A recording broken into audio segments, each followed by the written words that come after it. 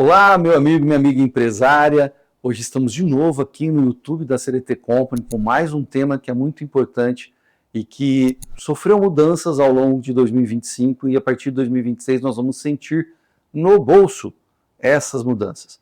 O que eu quero dizer para vocês hoje é sobre tomar cuidado nas suas doações e na herança da sua família. Mudaram algumas regras, são muito importantes que você acompanhe para você tomar uma melhor decisão nesse sentido. Logo depois da vinheta, eu venho com o tema Empresário, tome cuidado com doações e herança.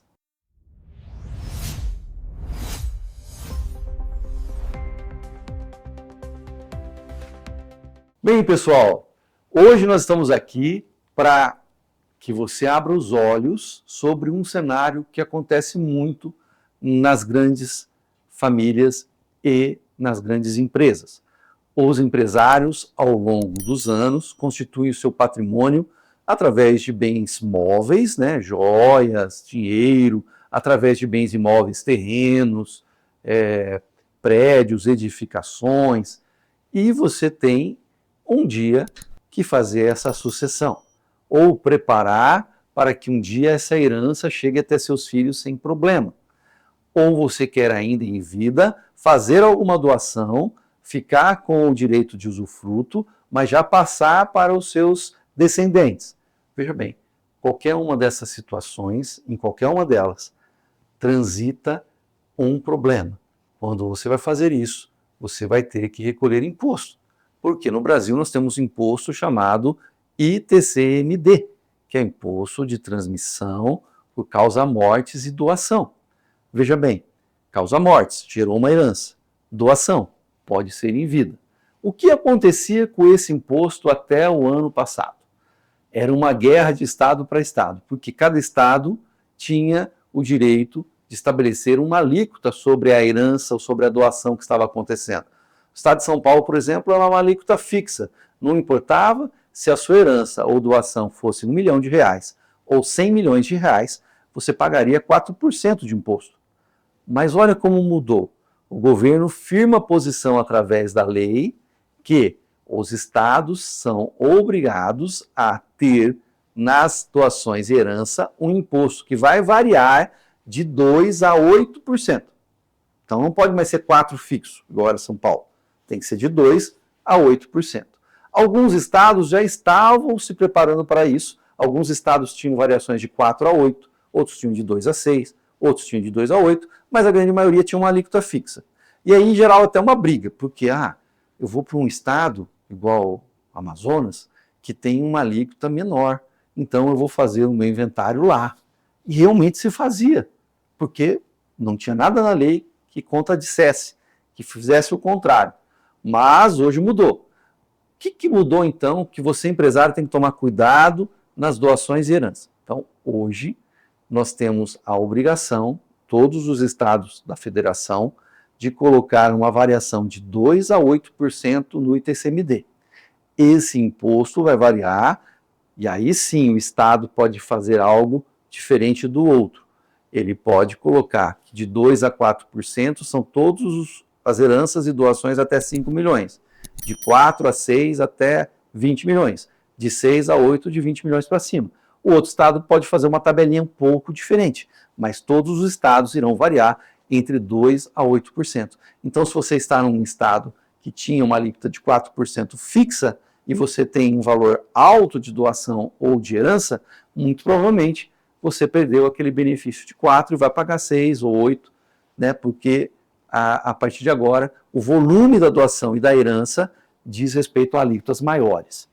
Perfeito. Então, essa é a primeira parte que eu gostaria que você entendesse. Não existe mais alíquotas fixas, e sim uma tabela progressiva por estado. A segunda parte é importante também. Você tem que obedecer aonde essa tributação vai ser paga. Se são bens móveis, dinheiro, ações, joias, investimentos, o imposto agora deve ser pago no estado onde o falecido residia ou onde o doador mora. Você filho mora em São Paulo, o seu pai mora no Paraná, o doador é o seu pai, você vai recolher o ITCMD no Paraná. Você é filho, mora no Rio de Janeiro, o seu pai mora no Rio Grande do Sul, seu pai faleceu, o ITCMD vai ser pago no Rio Grande do Sul, porque era onde seu pai residia. Então, tome muito cuidado, para os bens móveis funciona aonde estava vivendo o falecido ou aonde mora o doador, acabando com aquela estratégia de levar para qualquer estado em que a alíquota seja menor. Isso era uma disputa até jurídica. Uma outra situação são os bens fora do Brasil, que até então não tinha uma lei muito que específica. Agora você vai receber de doação ou de herança do seu pai ou da sua mãe algum bem que está lá fora, vai incidir ITCMD sobre esse bem lá fora. E você vai pagar no estado onde o doador ou falecido residia, por esse bem que estava lá fora.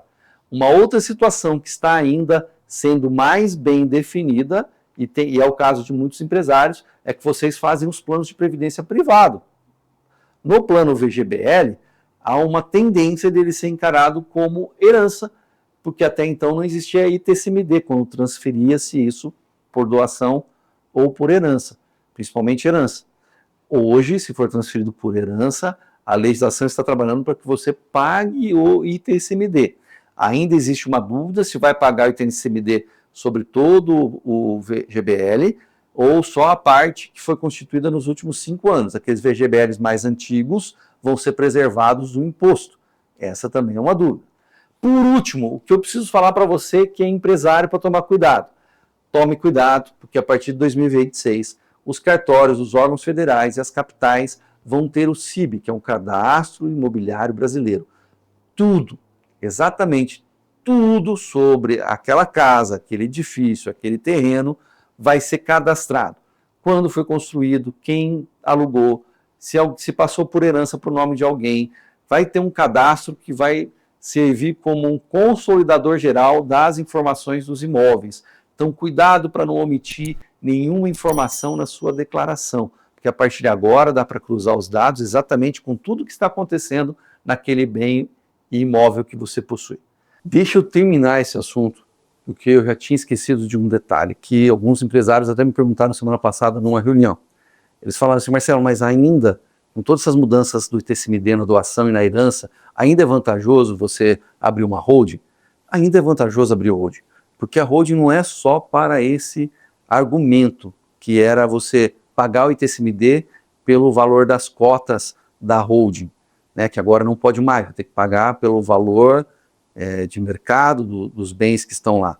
Então você não tem mais aquela presunção de uma economia na ITCMD, só que você continua tendo economia quando você vai fazer o seu inventário, porque na holding só fazer alteração no contrato social, é uma economia muito grande. Você continua tendo economia numa holding quando você aluga algum bem, porque a taxa da alíquota sobre as receitas de aluguel é muito menor. Você continua tendo vantagem quando você vende um bem, tem que pagar ganho de capital, dependendo do seu contador, se ele sabe classificar na holding os seus bens, você vai pagar 6,7%, 6,8% num ganho de capital, que na pessoa física seria de 15% a 22,5%. Então, veja bem, nós temos ainda muitas vantagens na abertura de holding. Blindagem do patrimônio, uma sucessão calma, um acordo de sócios adequado, você passar a administração dos seus bens para um filho seu, que pelo acordo de sócios vai ficar bem redigido o que você quer, fazer a vontade do pai e da mãe, que serão depois os seus descendentes que assumirão a holding. Tudo isso é uma grande vantagem e convido você a procurar nossa equipe para resolvê-las. Acho que foram boas dicas, acredito que seja um conteúdo que você vai despertar para a realidade, e qualquer dúvida, seja nas doações, nas heranças, na sua declaração de pessoa física que está se aproximando agora em maio, entre em contato com a equipe da CLT Company, porque os nossos contadores são especialistas em cada um desses assuntos que eu trago para vocês. Muito obrigado e até a próxima.